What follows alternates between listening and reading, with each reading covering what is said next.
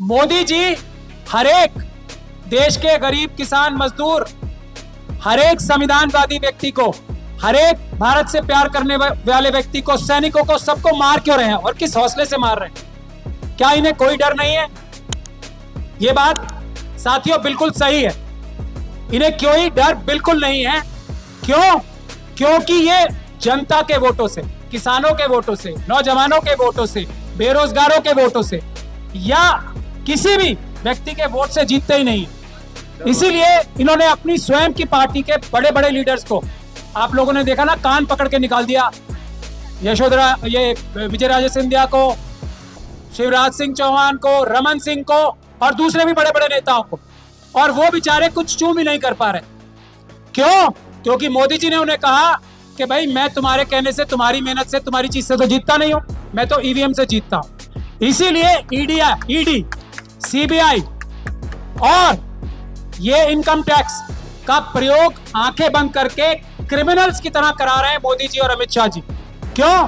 क्योंकि उन्हें पता है जनता नाराज होगी तो क्या करेगी, मुझे तो जनता के वोट ही नहीं चाहिए। ये सभी 4000 किलोमीटर, जो सुब्रमण्यम स्वामी जी उन्हीं के नेता बोलते हैं ना, मोदी जी ने चाइना से डर के, ये मैं नहीं बोल रहा हूं, ये सुब्रमण्यम स्वामी जी उनके बहुत बड़े नेता बोल रहे हैं। वो सुब्रमण्यम स्वामी जी जिन्होंने ईवीएम के खिलाफ पिटीशन डाली थी, वो ये बोल रहे हैं कि मोदी जी चाइना से डरते हैं और 4000 किलोमीटर जगह उन्होंने चाइना को दे दिए, फौज को रोक रहे हैं कि तुम उसको वापस मत लो। ये मैं नहीं बोल रहा हूं, ये गंदे घिनौने काम करके भी मोदी जी किस चीज का हौसला है? ईवीएम का। तो साथियों, अगर हम लोग ईवीएम हटा लेंगे, पिछले चुनाव में भी 20 से 25% तक ईवीएम का घोटाला इन्होंने किया है और अब भी कम से कम 20 से 25% का घोटाला करने के लिए ये तैयार बैठे हैं। जो आंदोलन शुरू किया वो हमने नहीं किया, हमसे पहले उदित राज जी ने शुरू किया, भानु प्रताप जी ने किया, मेशराम साहब ने किया, खुद सुब्रमण्यम स्वामी जी ने किया, खुद मोदी जी ने किया और खुद भारतीय जनता पार्टी के बड़े बड़े लीडर्स ने किया, आडवाणी जी ने किया।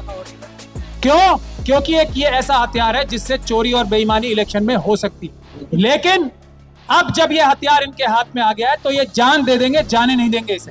वजह क्या है कि पूरी दुनिया ये जानती है, सारे संवैधानिक अदालतें, दुनिया भर की सारी संवैधानिक अदालतें ये फैसला कर चुकी हैं, ईवीएम से चुनाव नहीं होना चाहिए, सिर्फ पेपर बैलेट से चुनाव होना चाहिए। दुनिया भर की सारी संवैधानिक अदालतें, हमारे सुप्रीम कोर्ट के ऊपर और हमारे अदालतों के ऊपर 4 सुप्रीम कोर्ट के जजेस, उसके अलावा बहुत सारे जजेस, चीफ जस्टिस, ये पब्लिक डोमेन में आके बोल चुके हैं कि हमारे ऊपर दबाव है और हम काम नहीं कर पा रहे हैं, जनता आए और हमें बचाए। अभी 2 अच्छे फैसले आप लोगों ने सुप्रीम कोर्ट से देखे। वो क्यों है? क्योंकि जनता सड़कों पे आ चुकी है और वो ये कह रही है कि सुप्रीम कोर्ट तुम संघर्ष करो, हम तुम्हारे साथ हैं, सुप्रीम कोर्ट तुम न्याय करो, हम तुम्हारे साथ हैं। अगर आपको इससे भी अच्छा न्याय चाहिए अदालतों से तो जनता को सड़क पे आना पड़ेगा, क्योंकि जनता देश की मालिक है। प्रधानमंत्री, home minister, chief justice of India, बाकी सभी लोग, आईएएस ऑफिसर, सब हमारे और आपके देश की जनता के नौकर। ईवीएम से चुनाव देर से होता है, ये मैं पूरी तरीके से आपको बताना चाहता हूँ। कानूनी बात मैं आपको बता रहा हूँ, ईवीएम से चुनाव देर से होता है, ईवीएम से चुनाव में खतरा ही खतरा है, ईवीएम से चुनाव ज्यादा पैसे खर्च करके होता है। और आज भी जो भारत देश का कानून है वो ईवीएम से चुनाव करने के लिए नहीं कहता है। कोई ये बातें फैलाई जा रही है ना कि कानून में तब्दीली करनी पड़ेगी, कोई कानून में तब्दीली नहीं करनी पड़ेगी, चेंज नहीं करना पड़ेगा। चुनाव का जो कानून है देश का, वो आज भी ये कहता है कि पेपर बैलेट से चुनाव होगा, आज भी। और अगर किसी वजह से कहीं चुनाव पेपर बैलेट से नहीं कर सकते तब ईवीएम से चुनाव होगा। तो ये भ्रांति जो फैलाई जा रही है आरएसएस और बीजेपी और उनके जो जेब से इलेक्शन कमिश्नर्स बनाए गए हैं, इससे आप दूर हो जाएं। हम लोग वकील हैं, हम ये चैलेंज दे चुके हैं, हमसे कोई बात करने आता ही नहीं है इस बात। तो पेपर बैलेट से चुनाव सस्ता है, पेपर बैलेट से चुनाव ज्यादा सुरक्षित है, पेपर बैलेट से चुनाव जल्दी रिजल्ट डिक्लेयर होंगे। तो ये बात साफ है, किसी को कोई शक है तो वो आके हमसे डिबेट कर सकता है। तो एक तो अपने मन में ये बात साफ रखिए। दूसरी बात यह है कि पॉलिटिकल पार्टीज के बारे में हमसे बहुत से सवाल उठाए जा रहे थे कि पॉलिटिकल पार्टीज क्यों नहीं ज्वाइन कर रही हैं आपको। उसकी एक बहुत महत्वपूर्ण वजह है, बिल्कुल, क्योंकि पॉलिटिकल पार्टीज एक तरह से ओपोनेंट्स होती हैं आरएसएस और बीजेपी की, तो उनके ऊपर इल्जाम ये लगाना बहुत आसान होता है, तुम इलेक्शन हार गए तो इसलिए ये काम कर रहे हो। लेकिन देश की जनता ने खड़े होकर जब ये जो अभी स्टेट असेंबली के चुनाव हुए हैं, देश की जनता ने खड़े होके हम जैसे ईमानदार नौकरों की ड्यूटी लगाई कि आप लोग आगे बढ़ो। पॉलिटिकल पार्टीज भी तो जनता से ही बनती हैं, वो भी आपके पीछे आएंगे। तो अब आप लोग देख रहे हैं, हम धन्यवाद भी करना चाहते हैं कांग्रेस पार्टी का भी, और जो भी ऑपोजिशन पार्टीज हैं जो आरएसएस और बीजेपी के साथ नहीं है, वो धीरे धीरे करके सामने आ रही है, क्योंकि जनता उन्हें मजबूर कर रही है सामने आने के लिए। और इस बात को अब उन्हें कहने में कोई शक और शुबा पहले भी नहीं था किसी भी पॉलिटिकल पार्टी को कि ईवीएम में घपला ही घपला है और पेपर बैलेट सुरक्षित है। लेकिन ये अब धन्यवाद के नायक है। और मैं उदित राज जी का, दिग्विजय सिंह जी यहाँ हमारे बैठे हैं, लवली जी बैठे हैं, कांग्रेस के बड़े दूसरे नेता और हमारे किसान नेता बावरिया जी भी बैठे हैं, सीपीआईएम के भट्टाचार्य जी बैठे हैं। तो हम लोगों को कितना हौसला मिला है, देश की जनता को कितना हौसला मिला है आप लोगों के सामने आने से, शायद आप इसकी अभी वैल्यू समझ नहीं पा रहे हो। आने वाले समय में आपको पता लग जाएगा कि अब यह आंदोलन जो हम लोग वादा कर रहे हैं ना, देश की जनता जो कह रही है ईवीएम से चुनाव किसी हालत में नहीं होगा, किसी कीमत पे नहीं होगा। मेरे साथ यहाँ डॉक्टर रितु और आशुतोष भी आए हैं जो दिल्ली यूनिवर्सिटी के एक बहुत बड़े आंदोलन को लीड कर रहे हैं। 26 तारीख को इनका भी एक बहुत बड़ा प्रदर्शन है। और आखिरी बात मैं पुलिस के हमारे कर्मियों से कहना चाहता हूं कि 25 तारीख को, आज तो है ही, अगर आप हमें रोकोगे जाने से तो ये अपराध करोगे कानूनी। मैं आपको ये कानूनी सलाह दे रहा हूं, रोकोगे तो अपराध करोगे।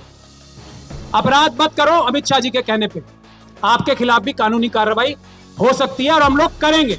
तो इसलिए पीसफुल ढंग से, ये लोग सब जिम्मेदार लोग हैं, देश के मालिक हैं, पीसफुल ढंग से हम जाएंगे और अपनी आवाज पेपर बैलेट के लिए बुलंद करेंगे। क्या जरूरत है हमें इस ईवीएम की, जब 140 करोड़ लोगों को ये यकीन नहीं कि उनकी वोट कहां जा रही है, तो इस मशीन की जरूरत नहीं है। बड़े बड़े डेवलप नेशंस ने ईवीएम के ऊपर गए, अमेरिका ने भी किया, अभी रिसेंटली बांग्लादेश ने अपने जो इलेक्शन कराए हैं वो बैलेट पेपर पे कराए हैं, उन्होंने भी इस्तेमाल किया था, जापान ने भी इस्तेमाल किया था, यूरोपियन कंट्रीज ने भी इस्तेमाल किया था। लेकिन वहां पे प्रजातंत्र को ज्यादा बड़ा माना जाता है। लोगों ने आवाज उठाई कि हमारी वोट हमें नहीं मालूम चल रही कहां जा रही है, तो इसलिए फैसला किया गया कि ईवीएम को हटा दिया जाए।